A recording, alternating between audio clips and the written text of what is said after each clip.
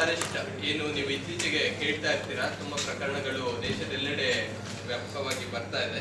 So ಈ ನಿಟ್ಟಿನಲ್ಲಿ 23/10/2025 ಸುಮಾರು 8 ದಿನದ ಹಿಂದೆ, ಅಂದ್ರೆ ಕಳೆದ ಗುರುವಾರ ಸುಮಾರು 10 ಗಂಟೆ ಅಷ್ಟೊತ್ತಿಗೆ ವಿಜಯ್ ಒಬ್ರು ನಿವಾಸಿ 79 ವರ್ಷದ ಹಿರಿಯ ಮಹಿಳಾ ನಾಗರಿಕರವರು, ಅವ್ರಿಗೆ ಒಂದು ಫೋನ್ ಕರೆ ಬರುತ್ತೆ. ಆ ಫೋನ್ ಕರೆ ಬಂದು, ನಿಮ್ಮ ವಿರುದ್ಧ ಒಂದು ಅರೆಸ್ಟ್ ವಾರೆಂಟ್ ಇದೆ, ಅದು ಜಾರಿಯಾದ್ರೆ ನೀವು ನಿಮ್ಮನ್ನ ಅರೆಸ್ಟ್ ಮಾಡ್ತಾ ಇದ್ದೀವಿ ನಾವು ಅಂತ ಹೇಳಿ ಒಂದು ಪೊಲೀಸ್ ಒಂದು ತೊಡುಗೆಯನ್ನ ತೊಟ್ಕೊಂಡಂತಹ ಕೆಲವರು ಅವ್ರನ್ನ ಹೆದರಿಸ್ತಾರೆ.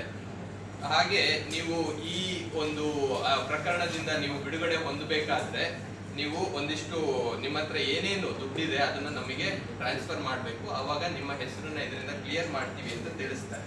ಮತ್ತೆ ಯಾರಿಗೂ ಕೂಡ ಈ ಪ್ರಕರಣದ ಬಗ್ಗೆ ನಾವು ನಿಮಗೆ ಕಾಲ್ ಮಾಡಿರೋದ್ರ ಬಗ್ಗೆ ಹೇಳ್ಬಾರ್ದು ಅಂತ ಹೇಳ್ತಾರೆ. ಹಾಗೆ ವಾಟ್ಸ್ಆ್ಯಪ್ ನಲ್ಲಿ ಅವರಿಗೆ ಕರೆ ಬರೋದು, ವಾಟ್ಸ್ಆ್ಯಪ್ ನಲ್ಲಿ ಈ ರೀತಿಯಾದಂತಹ ಒಂದು ವಿಡಿಯೋ ಕರೆ ಬರುತ್ತೆ. ಅವರು ಸುಮಾರು 4 ರಿಂದ 5 ಗಂಟೆ ತನಕ ಆ ಸ್ಕ್ಯಾಮ್ಸ್ಟರ್ಸ್ ಏನಿದ್ದಾರೆ ಈ ಒಂದು ಮಹಿಳೆ ಹತ್ರ 4 ರಿಂದ 5 ಗಂಟೆಗೆ ತನಕ ಮಾತನಾಡಿ ಅವ್ರು ಏನ್ ಹೇಳ್ತಾರೆ ಅಂದ್ರೆ, ನಿಮ್ಮ ಹತ್ರ ಏನೇನು ಅಕೌಂಟ್ ಡೀಟೇಲ್ಸ್ ಇದೆ ಪ್ರತಿಯೊಂದ್ರ ಬಗ್ಗೆನೂ ಡೀಟೇಲ್ಸ್ ತಗೊಂತಾರೆ. ಡೀಟೇಲ್ಸ್ ತಗೊಂಡು ಕಟ್ ಮಾಡಬೇಡಿ, ಇವ್ರ ಹತ್ರ UPI ಆಗ್ಲಿ ಯಾವುದೇ ಗೂಗಲ್ ಪೇ, ಫೋನ್ ಪೇ ಯಾವ್ದು ಇರೋದಿಲ್ಲ. ಅದಕ್ಕೆ ಏನ್ ಹೇಳ್ತಾರೆ, ಎಲ್ಲ ಫಿಕ್ಸ್ ಡೆಪಾಸಿಟ್ಸ್ ಅಲ್ಲಿ ಇರುತ್ತೆ. ಸೊ ನೀವು ಬ್ಯಾಂಕ್ ಹೋಗಿ ಫಿಕ್ಸ್ ಡೆಪಾಸಿಟ್ ಏನಿದೆ ಅದನ್ನ ನೀವು ಬ್ರೇಕ್ ಮಾಡಿ ನಮಗೆ ಹಣ ವರ್ಗಾಯಿಸಿ ಅಂತ ಹೇಳ್ತಾರೆ. ಇವರು ಆ ಒಂದು ಟೈಮಲ್ಲಿ ಇವ್ರಿಗೆ ಥಿಂಕ್ ಮಾಡ್ಲಿಕ್ಕೆ ಆಗೋದಿಲ್ಲ. ಸೊ ಅವ್ರು ಏನ್ ಮಾಡ್ತಾರೆ, ಅವ್ರದ್ದೆಲ್ಲ ಡೀಟೇಲ್ಸ್ ಹೇಳ್ಬಿಟ್ಟಿರ್ತಾರೆ, ಬ್ಯಾಂಕಿಗೆ ಹೋಗ್ತಾರೆ. ಈವನ್ ಬ್ಯಾಂಕ್ ನಲ್ಲೂ ಕೂಡ ಅವರು ವಿಡಿಯೋ ಕರೆಯಲ್ಲೇ ಕನೆಕ್ಟೆಡ್ ಇರ್ತಾರೆ. ಸೊ ಬ್ಯಾಂಕ್ ಮ್ಯಾನೇಜರ್ ಹತ್ರ, ಬ್ಯಾಂಕ್ ಅವ್ರ ಹತ್ರ, ಎಂಪ್ಲಾಯಿ ಹತ್ರ ಹೋಗಿ ಈ ತರ ಬ್ರೇಕ್ ಮಾಡ್ಬೇಕು ಅಂತ ಕೇಳಿದಾಗ ಅವರಿಗೆ ಸಂಶಯ ಬಂದು ಸ್ವಲ್ಪ ಕೇಳ್ತಾರೆ, ಯಾಕೆ ಮಾಡ್ತಾ ಇದ್ದೀರಾ ಅಂತ. ಬಟ್ ಅದಕ್ಕೂ ಕೂಡ ಅವ್ರ ಉತ್ತರನ ಹೇಳ್ಕೊಟ್ಟಿರ್ತಾರೆ. ಸೊ ಇವ್ರು ಏನ್ ಮಾಡ್ತಾರೆ, ತಮ್ಮ ಒಂದು ಜೀವಮಾನದ ಉಳಿತಾಯ ಏನಿತ್ತು ಸುಮಾರು 17 ಲಕ್ಷ ರೂಪಾಯಿ ಸೇವಿಂಗ್ಸ್ ಬ್ಯಾಂಕ್ ಅಲ್ಲಿ ಸ್ವಲ್ಪ ಇರುತ್ತೆ, ಮತ್ತೆ ಫಿಕ್ಸ್ಡ್ ಡೆಪಾಸಿಟ್ಸ್ ಏನೇನಿರ್ತವೆ ಅದನ್ನೆಲ್ಲ ಬ್ರೇಕ್ ಮಾಡಿ ಇವರು ಸುಮಾರು 17 ಲಕ್ಷ ರೂಪಾಯಿನ ಅವರು ಹೇಳಿರುವಂತಹ ಒಂದು ಬ್ಯಾಂಕ್ ಖಾತೆಗೆ ವರ್ಗಾಯಿಸ್ತಾರೆ. ಸೊ ಆ 17 ಲಕ್ಷ ರೂಪಾಯಿ ವರ್ಗಾವಣೆ ಆದಾಗ ಇದು ಒಟ್ಟು 5 ಗಂಟೆಗಳ ಕಾಲ ಫುಲ್ ನಡೆಯುತ್ತೆ. ಅವತ್ತಿನ ದಿನ 3 ಗಂಟೆ ಅಷ್ಟೊತ್ತಿಗೆ ಅವರು ಟ್ರಾನ್ಸ್ಫರ್ ಮಾಡ್ತಾರೆ, ಯಾರು ಆ ಸ್ಕ್ಯಾಮ್ಸ್ಟರ್ಸ್ ಹೇಳಿರುವಂತಹ ಒಂದು ಅಕೌಂಟ್ಗೆ ಟ್ರಾನ್ಸ್ಫರ್ ಮಾಡ್ತಾರೆ. ಆದ್ರೆ ಅವತ್ತು ಸ್ವಲ್ಪ ಪ್ಯಾನಿಕ್ ಆಗಿರ್ತಾರೆ, ಗಾಬರಿ ಆಗಿರ್ತಾರೆ, ನನ್ನ ದುಡ್ಡೆಲ್ಲ ಕಳ್ಳಿ ಕೊಟ್ನಲ್ಲಪ್ಪ ಏನು ಅಂತ.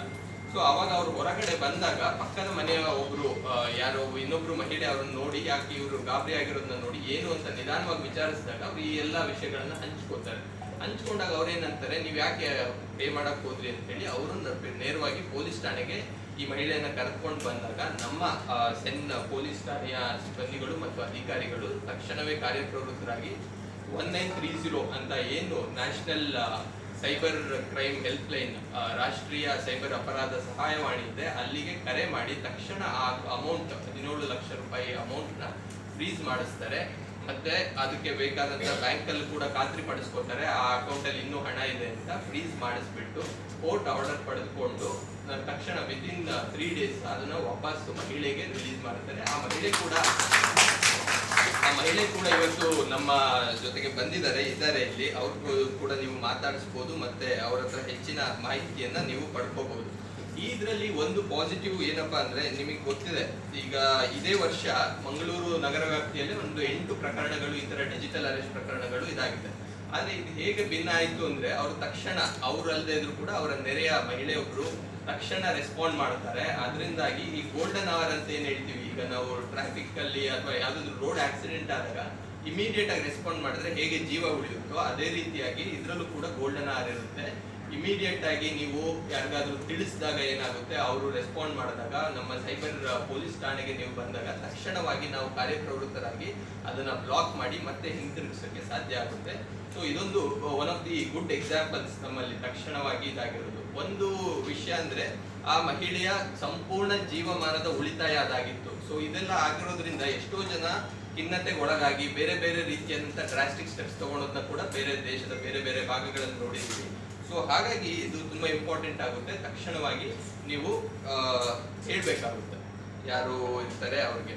ಸೊ ಇದರಲ್ಲಿ ಮೇನ್ ಡಿಜಿಟಲ್ ಅರೆಸ್ಟ್ ಅಲ್ಲಿ ಏನ್ ಮಾಡ್ತಾರೆ ಅಂದ್ರೆ, ಇಲ್ಲಿ ಅನೇಕರು ಬಂದಿದ್ದಾರೆ, ಅವ್ರಿಗೆ ಇದು ಕೇಳ್ತಾ ಇದ್ದಾರೆ, ಮುಖ್ಯವಾಗಿ ಅವರು ಟಾರ್ಗೆಟ್ ಮಾಡೋದು ವಯಸ್ಸಾದವರು, ಆಮೇಲೆ ಸ್ವಲ್ಪ ಅಷ್ಟೊಂದು ಟೆಕ್ನಾಲಜಿ ಬಗ್ಗೆ ಗೊತ್ತಿಲ್ಲದಿರೋರು, ಆ ಥರದವ್ರನ್ನ ಹೆಚ್ಚಾಗಿ ಟಾರ್ಗೆಟ್ ಮಾಡ್ತಾರೆ. ಮತ್ತೆ ಅವರು ಸೋಷಿಯಲ್ ಇಂಜಿನಿಯರಿಂಗ್ ಅಂತ ಏನ್ ಹೇಳ್ತಾರೆ ಅಂದ್ರೆ ಚೆನ್ನಾಗಿ ಮಾತಾಡಿ ಅವರನ್ನ ನಂಬಿಕೆಯನ್ನು ಪಡಿತಾರೆ. ನಂಬಿಕೆಯನ್ನು ಪಡೆದು ಆಮೇಲೆ ನಿಧಾನಕ್ಕೆ ಹೆದರ್ಸ್ಲಿಕ್ಕೆ ಸ್ಟಾರ್ಟ್ ಮಾಡ್ತಾರೆ.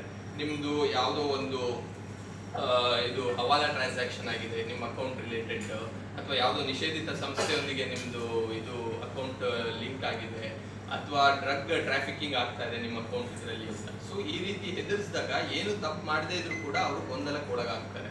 ಸೊ ಮತ್ತೆ ಭಯಭೀತರಾದಾಗ ಏನ್ ಮಾಡ್ತಾರೆ, ನಿಮ್ಮ ಹೆಸರನ್ನ ಇದರಿಂದ ಕ್ಲಿಯರ್ ಮಾಡ್ಬೇಕಂದ್ರೆ ನೀವು ಇಷ್ಟು ಹಣವನ್ನ ಕೊಡಬೇಕು, ಈ ರೀತಿಯಾಗಿ ಹೆದರ್ಸ್ತಾರೆ. ಮತ್ತೆ ಆ ಸಂದರ್ಭದಲ್ಲಿ ಅವರಿಗೆ ಥಿಂಕ್ ಮಾಡಕ್ ಕೂಡ ಆಗೋದಿಲ್ಲ. ಸೊ ಹಾಗಾಗಿ ಅವರು ಕಟ್ ಮಾಡಬಾರ್ದು ಕಾಲ್ನ ಇನ್ ಬಿಟ್ವೀನ್ ಅಂತ ಹೇಳಿರ್ತಾರೆ. ಕಟ್ ಮಾಡಿದ್ರೆ ಏನಾಗುತ್ತೆ, ಅವರು ಥಿಂಕ್ ಮಾಡ್ಲಿಕ್ಕೆ ಸ್ಟಾರ್ಟ್ ಮಾಡ್ತಾರೆ. ಥಿಂಕ್ ಮಾಡಿದಾಗ ಅವ್ರು ಯಾರ ಹತ್ರ ಶೇರ್ ಮಾಡ್ಕೋತಾರೆ, ರಿಪೋರ್ಟ್ ಆಗುತ್ತೆ. ಸೊ ಹಾಗಾಗಿ ಅವರು ಆ ಕಂಪ್ಲೀಟ್ ಇವ್ರ ಕೇಸಲ್ಲಿ ಸುಮಾರು 4 ರಿಂದ 5 ಗಂಟೆಗಳ ತನಕ ಅವ್ರನ್ನ ಬಂಧನದಲ್ಲಿ ಇಟ್ಟಿದ್ರು. ಬಟ್ ಎಷ್ಟೋ ಕೇಸ್ಗಳಲ್ಲಿ ದಿನಗಟ್ಟಲೆ ಕೂಡ ಒಂದು ಏನು ವಿಡಿಯೋ ಕಾಲ್ ನಲ್ಲಿ ಬಂಧನದಲ್ಲಿ ಇಟ್ಟಿರುವಂತ ಪ್ರಕರಣಗಳು ಕೂಡ ಈಗಾಗಲೇ ವರದಿಯಾಗಿವೆ. ಸೊ ಇದರಲ್ಲಿ ಮುಖ್ಯವಾಗಿ ನಿಮಗೆ ಗೊತ್ತಿರೋ ಹಾಗೆ ಏನ್ ಮಾಡ್ಬೇಕು ಅಂದ್ರೆ, ಮೊದಲನೇದಾಗಿ ಪ್ಯಾನಿಕ್ ಆಗಬಾರ್ದು, ಕಾಮ್ ಆಗಿರ್ಬೇಕು. ಈ ರೀತಿಯಾದಂತಹ ಕರೆ ಬಂದ್ರೆ ಕಾಮ್ ಆಗಿರ್ಬೇಕು. ಅದಾದ್ಮೇಲೆ ತಕ್ಷಣ ನಿಮ್ಮ ಹತ್ತಿರದ ಸೈಬರ್ ಪೊಲೀಸ್ ಠಾಣೆ ಇರ್ಬೋದು ಅಥವಾ ಇತರೆ ಪೊಲೀಸ್ ಠಾಣೆಗಳಿಗೆ ರಿಪೋರ್ಟ್ ಮಾಡಬೇಕು. ಮತ್ತೆ 1930 ಈಗಾಗಲೇ ಮತ್ತೆ ಹೇಳ್ತಾ ಇದ್ದೀನಿ, ಈ ಒಂದು ಸೈಬರ್ ಸಹಾಯವಾಣಿಗೆ ಕರೆ ಮಾಡಬಹುದು. ಮತ್ತೆ cybercrime.gov.in ಅಂತ ಒಂದು ಪೋರ್ಟಲ್ ಇದೆ, ಅಲ್ಲಿಗೂ ಕೂಡ ನೀವು ಇದು ಮಾಡಿ ರಿಪೋರ್ಟ್ ಮಾಡಬಹುದು. ಸೊ ಇಷ್ಟು ಮಾಡಬೇಕು. ಮತ್ತೆ ಇದೆಲ್ಲ ಮಾಡೋದ್ರಿಂದಾಗಿ ನಾವು ತಕ್ಷಣವಾಗಿ ಅದನ್ನ ರಿಕವರ್ ಮಾಡಬಹುದು. ಹಾಗಾಗಿ ಮುಂದಿನ ದಿನಗಳಲ್ಲಿ ಹೆಚ್ಚು ಜಾಗೃತರಾಗಿರ್ಬೇಕು. ಎಸ್ಪೆಷಲಿ ಹಿರಿಯ ನಾಗರಿಕರು ಈ ನಿಟ್ಟಿನಲ್ಲಿ ಇನ್ನೂ ಹೆಚ್ಚು ಜಾಗೃತರಾಗಿರ್ಬೇಕು ಅಂತ ಈ ಮೂಲಕ ಕೊಡ್ಬೋದು. 8 ಕೇಸ್ನಲ್ಲಿ ಒಟ್ಟು 35,98,000 ರಿಕವರ್ ಆಗಿದೆ. ಬಟ್ ಅಮೌಂಟ್ ಅರೌಂಡ್ 8 crore ಇದಾಗಿದೆ. 35 ಲಕ್ಷ ರಿಕವರ್ ಆಗಿದೆ. ಅದೇ ಇವು ಹೆಚ್ಚಿನ ಪ್ರಕರಣಗಳು ಏನಾಗ್ತವೆ ಅಂದ್ರೆ, ಅವ್ರಿಗೆ ಮುಜುಗರ ಆಗೋ, ಭಯ ಆಗೋ, ಅಥವಾ ಅವರಿಗೆ ಅದ್ರ ಬಗ್ಗೆ ಅವೇರ್ನೆಸ್ ಇದೆ, ನಾನು ಹೇಳಕ್ ಹೋದ್ರೆ ನನ್ಗೆ ಎಲ್ಲಿ ತಪ್ಪು ಇದಾಗುತ್ತೆ, ತೊಂದರೆ ಆಗುತ್ತೆ ಕಾನೂನು ಪ್ರಕಾರವಾಗಿ ಅಂತ ಅವ್ರು ಹೇಳೋದಿಲ್ಲ, ರಿಪೋರ್ಟ್ ಮಾಡೋದಿಲ್ಲ. ಸೊ ಹಾಗಾಗಿ ಲೇಟ್ ಆಗಿ ಬಂದಾಗ ಏನಾಗುತ್ತೆ, ಆ ಗೋಲ್ಡನ್ ಅವರ್ ಮಿಸ್ ಆಗಿರುತ್ತೆ. ಹಾಗಾಗಿ ರಿಕವರಿ ಕಷ್ಟ ಆಗುತ್ತೆ. ಸೊ ಇನ್ನೊಂದು ಎಲ್ರಿಗೂ ತಿಳಿಸೋದೇನಪ್ಪ ಅಂದ್ರೆ, ನಮ್ಮ ಕಾನೂನು ಪ್ರಕ್ರಿಯೆಯಲ್ಲಿ ಯಾವುದೇ ರೀತಿಯ ಡಿಜಿಟಲ್ ಅರೆಸ್ಟ್ ಅನ್ನುವಂತಹ ಯಾವುದೇ ವಿಚಾರ ಇರೋದಿಲ್ಲ. ಡಿಜಿಟಲ್ ಅರೆಸ್ಟ್ ಅನ್ನೋ ಪ್ರಕ್ರಿಯೆ ಇರೋದೇ ಇಲ್ಲ. ಯಾರು ಕೂಡ ನಿಮಗೆ ವಾಟ್ಸ್ಆಪ್ ಕಾಲ್ ನಲ್ಲಿ ನಿಮ್ಗೆ ವಾರೆಂಟ್ ಜಾರಿ ಮಾಡೋದಾಗ್ಲಿ ಅದು ಮಾಡೋದಿಲ್ಲ. ಮತ್ತೆ ಆ ರೀತಿಯಾಗಿ ಅರೆಸ್ಟ್ ಮಾಡೋಕ್ಕೂ ಆಗೋದಿಲ್ಲ. ಮತ್ತೆ ಅದಕ್ಕಾಗಿ ದುಡ್ಡು ಕೇಳೋದು ಆ ರೀತಿಯಾದಂತಹ ಪ್ರಾಕ್ಟೀಸಸ್ ಯಾವುದೂ ಇಲ್ಲ.